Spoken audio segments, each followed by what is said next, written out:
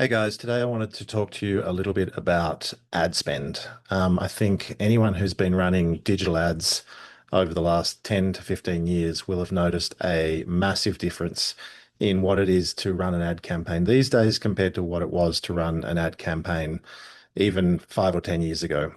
I remember when I used to have a restaurant, we used to be able to spend 50 or $100 a week on Facebook ads, and we would get an amazing response. We'd get dozens of people coming in to, or even hundreds of people coming into events that we used to run sometimes. But obviously, over time, things got worse. It got harder. We had to be a lot more careful with our campaigns. We had to split test them more. We had to have more ad creative. The return on ad spend went down. The cost per click went up. Essentially, it just got harder and harder to be able to justify spending so much money on digital ads. Now, I think this is a problem across the entire world, really. Apparently, the average cost of customer acquisition from digital advertising has gone up to nearly 80 US dollars now per customer, which is crazy. That means that you have to sell them at least twice that much in order to make your money back when you include the cost of production and goods and everything else as well. So I wanted to give you a few tips on how you can improve, essentially, if you are running ad campaigns, how you can improve those. And one really important thing you can do, which will help to reduce the cost of customer acquisition over time. So I used to run a marketing agency and I used to work with a lot of operators and also I've had a number of small businesses of my own. So I've run a lot of ad campaigns over the years. And one thing that I consistently see people not doing properly is split testing.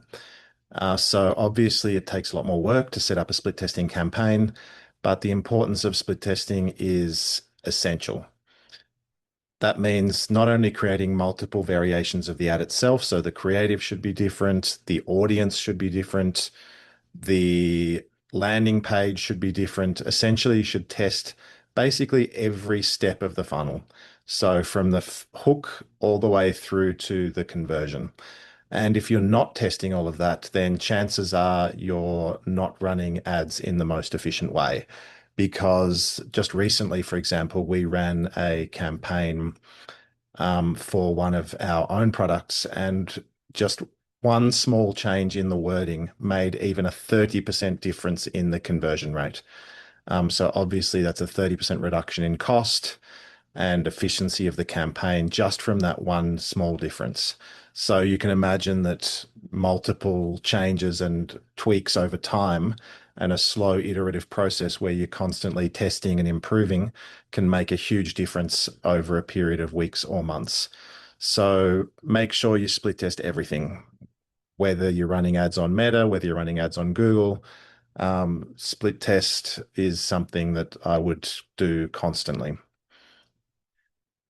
Now, the next thing that I think that businesses don't do enough of is collaborate with other businesses. Now, I know this isn't exactly related to digital ads, but essentially, when you are running ads on Facebook, Facebook is selling you the audiences of the other businesses in your industry and in your region because Facebook knows or Meta knows that those people are the ones who are potentially interested in your product because they're interested in your competitors' products.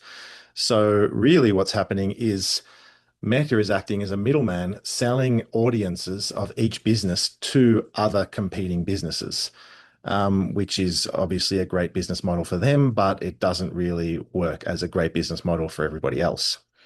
So one thing I think, this is something I used to work in the music industry for many years as well. And one thing in music that we see a lot of is people doing collaborations. So musicians collaborating with other musicians, working on a song together, and then they both get exposure to each other's audience. And I think this is something really valuable as well that businesses can start doing more of, partnering up with other businesses.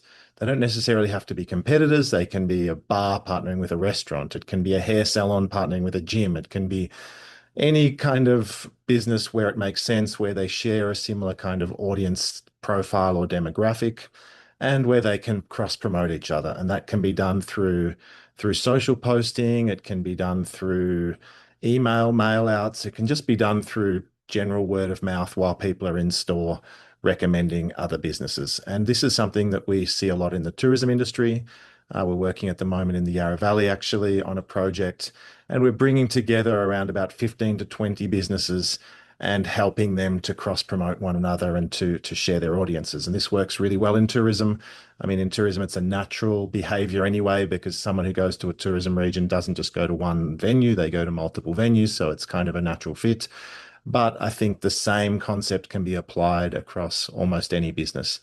And by doing that, you're essentially tapping into the audience of your partner business, and they've spent a lot of time and money generating trust and obviously building their database and generating goodwill with that audience. So it's a warm audience who you're connecting with. And if you've got a warm audience as well, then you've both got a great asset that you can potentially share with each other and both benefit and massively reduce your reliance on ads. And then the next thing I've seen that people often aren't doing properly is conversion tracking.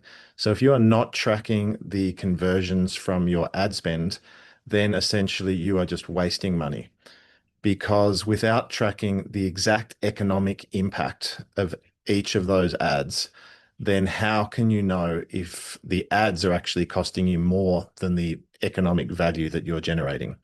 And I've seen this across all sorts of organizations, from small businesses through to large companies and organizations who just aren't properly tracking conversions. And what that means is to track every single dollar generated by your ad campaign. So Facebook makes this quite easy. Meta makes it easy. You can set up conversion tracking pixels. You can set them to track the exact amount spent and then feed that back into the system so that you can see exactly how much revenue was generated from those ads. So if you're not doing that properly, then definitely that should be one of the first things that you need to set up. Um, I'm not trying to sell ad services here, but it's just something which has frustrated me a lot to see people not doing that properly. And then the third thing that I want to mention is what happens after customers come in. And this is something that I see all the time working with lots of different businesses, that they have a great system for getting customers in the door and giving them a great service or giving them a great product, but then they really don't have a great strategy for what happens after that, for following up with them, for rewarding them if they leave reviews or post on socials or tell their friends. And this is actually something that we built Loop Fans for, is to meet exactly that challenge of retaining and essentially turning your audience into advocates for your business. Because at the end of the day, who better to promote you than people who've already come in and tried and loved what you have to offer? So that bottom of the funnel section is where I have seen a lot of drop off, often, especially for walk-in businesses where people just walk in and order and walk out again. They have no way of collecting that customer data, and they have no way of following up with those people or incentivizing them or rewarding them for coming back or for essentially advocating for them. So that part of the funnel, without that in place, there's not no point in building the top of the funnel with ads, but obviously it's going to be a lot more expensive to run ads because you're just constantly paying for new customers to get them through the door, but you're not actually properly retaining the ones that you already have. So I'll be diving into that in another video, but I hope this has been helpful, and thanks for listening.